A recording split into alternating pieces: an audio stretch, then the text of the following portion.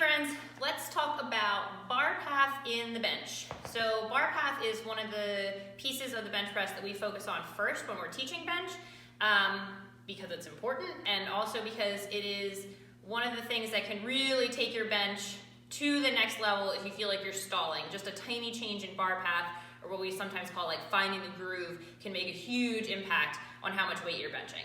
So we're going to start with PVC, so you can see some different options, and then we'll move to the bar to see what it looks like more in action. So when we're talking about bar path in the bench, we want to talk about pushing back and up. So the first thing that requires is a good setup. So my shoulders are packed, push down towards my butt, and squeeze together.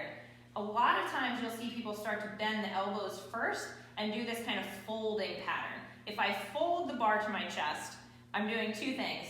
One is I'm putting all that effort into all the weight into my triceps, which is not ideal because I have other muscles I want to use, and taking it all out of my shoulders.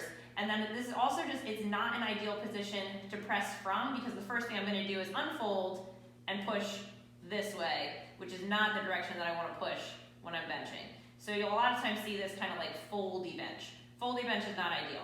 So what we want to do instead is think about an upside down barbell row, essentially. So I'm actively pulling the bar down to my chest. Some people like the cue of breaking the bar. I think about like I'm going to touch my elbows together behind the bench. So I end up here instead of here. So my elbows are stacked up more underneath the bar, and my back is nice and tight and engaged in this bottom position. Now I can use that and all those muscles in my back and shoulders, as well as triceps and chest, to push up and back on the bar. So we want to pull, not fold. So we're pulling actively down, pushing up and back, and not folding this way. One of the other big things that we tend to see is good setup on the way down, and then what we call the scoop, which is going to be pushing down and then back. So as soon as I start to push the bar down this way, I'm changing the dynamics of the movement. So I'm changing what muscles I'm using, I'm changing where the force can go, I'm changing where the pivot points are in the movement. So I'm essentially putting the bar over a place where there's no muscles that can help me move it. So what I want to do instead of this scooping motion is the first move off my chest is back, almost at a diagonal, where you're pushing back toward the rack behind you.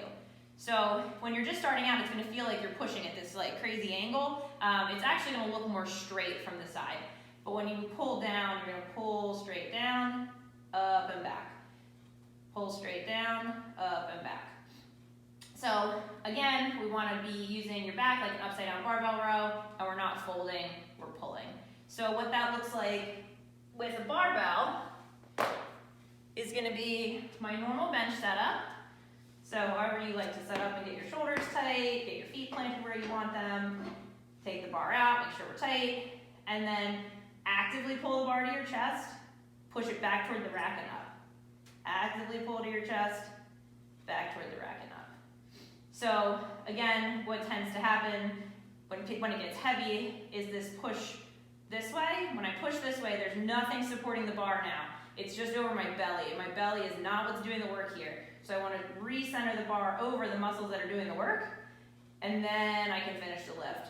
So up and back, keeping the bar over the things that I need as opposed to the things that aren't pushing. Back. There is an excellent article on Stronger by Science from Greg Nuckols, which I will link to in the comments below, that goes into much greater detail of like diagrams of the bar path, things like moment arms, and if you want to get really nerdy about the whole thing, I highly encourage you to read that article, watch the videos in there. Again, I'll link it below. That's going to be a much deeper dive into this, but the basics for the purpose of this video is to understand kind of how we want the bar to come down, how we want it to go back up again, and the big mistakes that people tend to make, or the most common mistakes people tend to make when they're trying to get their bar path and when they're learning to bench. Again, if you have any comments or questions, just leave them below and we'll be happy to help. Good luck, happy benching!